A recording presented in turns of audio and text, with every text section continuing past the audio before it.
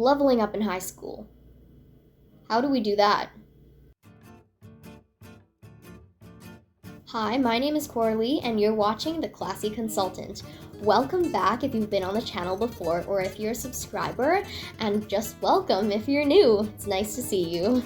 On this channel, we talk about many different ways to level up and get closer to becoming a high-value woman. This video is for people who want to level up even if they're stuck in high school. Although I've only seriously started my high-value journey recently, I've been really into self-improvement and dressing up and self-care since I was 13 years old. During the summer of 2020, I started watching this YouTuber named Karina Lourdes. Shout out to her, she's awesome. I'm not sure if she makes the same videos now because obviously all YouTube channels evolve, but at the time she was making lots of femininity videos, level up videos, psychology hacks. I could see how her journey positively impacted her and how even just changing her wardrobe made such a significant difference. It was amazing and I was so inspired to do the same. So I went into grade 9 looking like a complete outsider. And as you may guess, people did not vibe with that. I know that lots of adults have social chaos when they decide to level up, especially in their friend groups and just general social circles, people they go to school or work with. But for sure, as a teenager, it's so much worse. Since I didn't partake in all those trends that people were into at the time, especially with the rise of TikTok, I was judged by many people. I was always into books and musical theater back then, and still am now, but back in the day it did cause me some problems. People really liked to judge the way that I dressed, even though it's nothing compared to what I do now.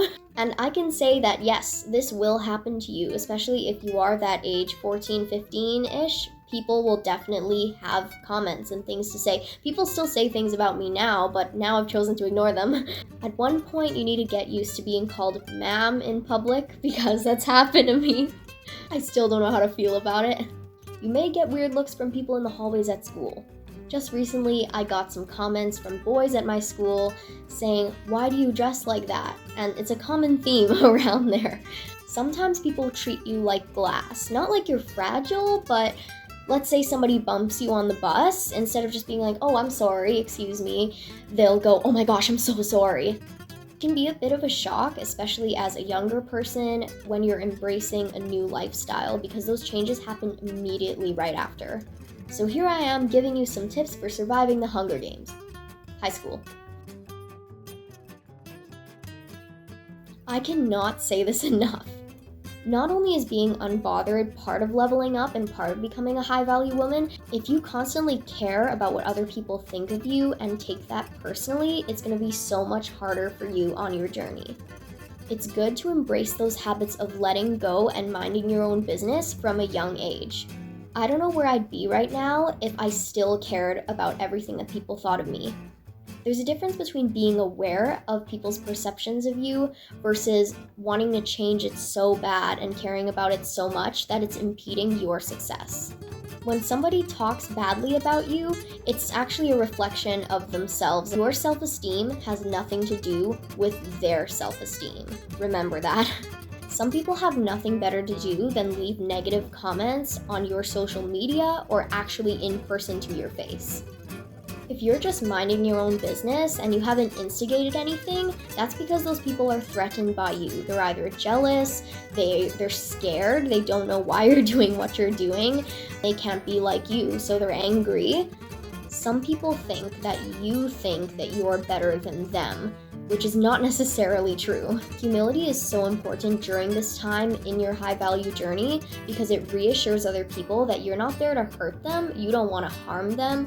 Honestly, you just want to become better yourself, but often people don't understand that originally without you helping them.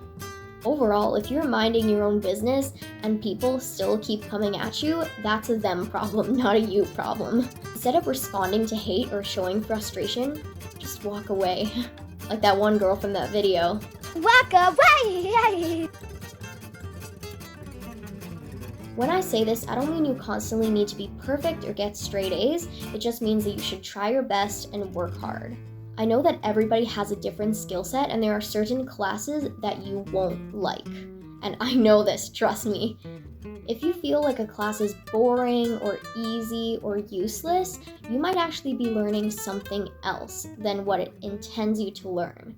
For example, my grade 9 math class ended up being more of a social education than a math education. Just by observing other people in the class, I learned so much about psychology and behavior. Even earlier than that, since there were a lot of classes that I just did not like, I had to develop a specific strategy so I would do well anyway. If you don't know what you're gonna do with your life yet, if you haven't decided on your career, since many of us haven't, right? The best thing to do is treat every class as if it could potentially be beneficial for your career. Then you'll see it in a more positive light, and you'll actually pay attention because that will give you the motivation to do so. Another thing that really takes a toll on your grades is absences, or just not wanting to be there in general. This is how I do it. I make it fun for myself.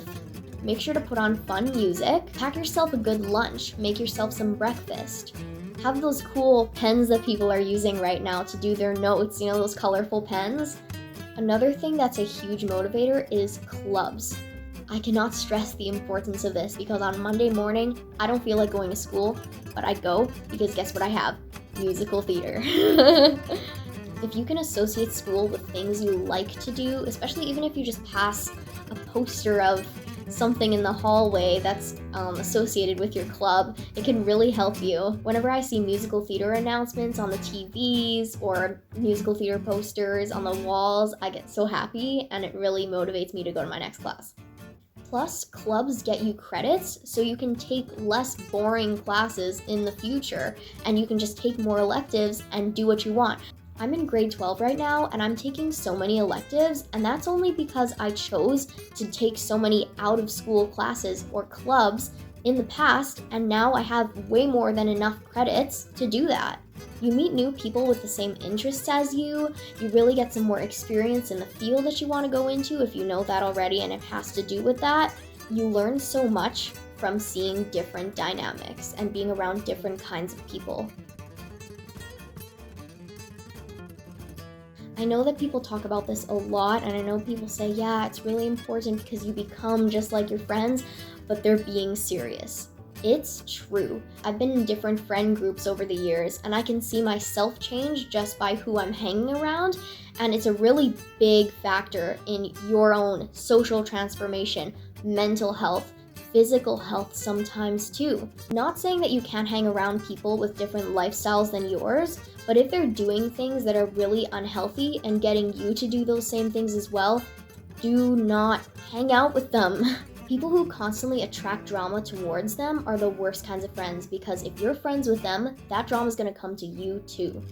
Let me just say, if they're gossiping about somebody else behind their back, chances are they're probably gossiping about you behind your back too. As social animals, we all want to know about other people, but there is a positive way of doing it and a negative way of doing it. Make sure you choose the positive one. If your friends belittle you and constantly make fun of you for your life choices, they're not your friends. I know it can be really hard to walk away from people, especially if you hung out with them for a while or you've known them for a while, but I know that in high school people do change, and people change perspectives, lifestyles. Just because you were friends with someone in the past doesn't mean your personalities click now. And if you can't find any good people that you click with, it is totally okay to stay on your own and to hang out alone at lunch. It's fine to read a book, it's fine to do your homework, and don't let anybody tell you that you can't. That relationship with yourself should also be cultivated as well as your friendships. Think of the term high-value woman the same way that you would think of high-value purse. Not everyone can afford it. It's expensive. Not everyone can have it. Not everyone does have it. But the people who do are the people that want it, the people that saved up that money to have it, and the people that will treat it properly. If you're becoming a high-value woman, you're not for everyone. You're for people who are going to treat you properly and who are going to care about you. And remember, treat your friends the same way you want to be treated. I know it can be really hard experiencing FOMO when all your classmates are posting about this one event that you didn't go to. But deciding that a certain event or party is not for you, although it may be a hard decision, it's actually something that will seriously benefit your character. To be able to say no and to set up those boundaries Chasing people that don't give you their attention is a useless addiction. I understand having crushes and wanting to get to know people better because many people go through that. Most people go through that. It isn't healthy to give up your standards and your sanity to go and chase after someone who doesn't even give you their time of day. There are so many stories where people will join clubs or classes or do different things just because they know that their crush does it. And then when something happens with that person, either they stop liking them or some drama occurs, then you can't really back out of that decision. I had to be in theater rehearsal almost every day with my ex. Let me tell you, it's not fun. If your crush happens to be a toxic guy, the most likely thing that will happen is that if he sees how much you like him, he'll use that to his advantage. Some people will go and spread rumors about you to all their friends. Some people will lead you on and then get you to do something stupid and make you look foolish in front of everybody else. I'm not saying don't have crushes or don't date in high school, although it's a really bad place for dating. I'm just saying make sure the person that you like also likes you. If you want to flirt with people to just see, go right ahead. But if someone clearly doesn't share your feelings, do not pursue them. As high-value women, we attract good people to ourselves, and by giving out all our energy freely when someone didn't give any attention or energy to us, that just attracts negative people, the wrong kinds of people, the people who just want certain things. And if you happen upon a very toxic person, then they might try to butter you up, make you think certain things about yourself that aren't necessarily true, unrealistic things to get you to do stupid things. A big form of manipulation when you're around 16 or 17 is people telling you, oh, you're so mature, oh, you have your head on your shoulders, you know what you're doing. No, you're not. I'm just doing my best. It's important to understand that we can always grow as people and that we are not perfect. We are nowhere near fully grown or developed. Heck, our brains only actually mature when we're 25 years old. 25 years old! That's older than the age to drink. That's older than the age to live on your own. That's older than the age to pay your own bills. That's older than the age of consent. Don't accept rides from people you don't know.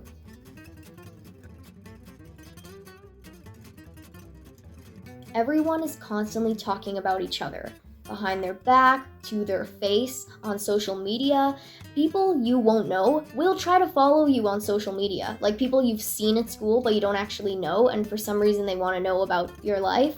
Like, I know it may be tempting to post that passive-aggressive story post on social media after someone's mean to you or after someone dumps you.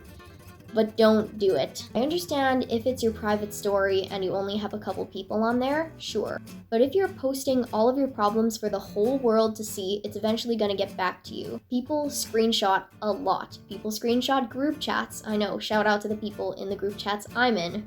we screenshot a lot. Anything bad you say about another person can totally get back to them through social media. I understand if people get on your nerves because people do sometimes. That's completely okay. And I know there are some annoying people out there, but you really should refrain from calling people mean names. If you just need to vent to your friends about what somebody did to you, I think that's completely okay, especially if you're only describing what the person did. If that ends up being bad, well, that's really on them, isn't it? You might be done with something or someone, but they might just decide to talk bad about you behind your back to other people. Never tell lies about other people. And I know that people tell lies about you. That's a fact, people do that. If you're imitating their behavior, you're just stooping down to the same level, which is what? Low value. If you're being high value and having leveled up behavior, you are above all that. It doesn't matter what people say about you, doesn't matter what people say you did, only do something if you can own up to it. If you can't own up to your actions, you shouldn't be doing them in the first place. Especially it involves what you're doing with other people or telling to other people. We all know those people that tell the secrets to everybody, right? Make sure that if you tell somebody a secret, you're okay with it not being a secret. Especially since if there's more than one person who knows about it, is it really a secret? Be aware of the consequences of your words and your actions, especially when it involves other people. Being drama-free helps the other 4 tips so much. You'll have so much weight off your shoulders, you won't need to worry about all the stupid things going on at school, and it'll make you want to go more. Without all the drama, you won't feel the need to be like, oh no, I have to go here where I have to see this person and I have to do this thing. It's really annoying, I know. Plus, all the negativity in your headspace is going to affect your whole day. School's gonna be a really negative place if all you do there is talk negatively about other people. I know it may be tempting to want to hear about all of your friends' drama, and obviously if they need to vent, then be there for them because they're your friend. But there's no reason that you should be telling this stuff to others, especially without the permission of that person who told you. Making a situation that's already bad blow up even more just means it's gonna blow up in your face. And instead of being nosy and constantly being in other people's business, even if other people aren't constantly in yours, focus on yourself and your journey. Because if you have something to do, you won't feel the need to go and bug everybody else.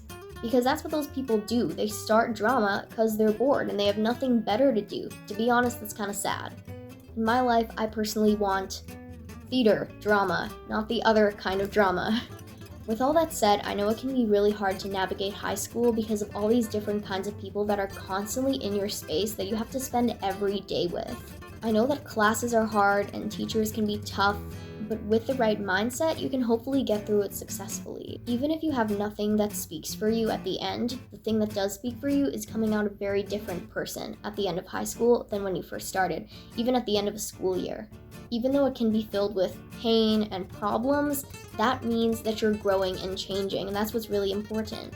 I hope these tips really help you as much as they helped me over the years. If you like this video and want to see more content like this, leave a like and hit that subscribe button. If you have any interesting stories about high school that you want to share, feel free to leave one down in the comments. Hit the bell icon if you want to get notified when I have new posts. And feel free to also follow my Instagram at Miss Mayhem with 3 underscores. I also have a Depop shop linked in my bio, so feel free to follow that as well. Thanks for watching, I hope you enjoyed the video, and have a nice day! Stay classy.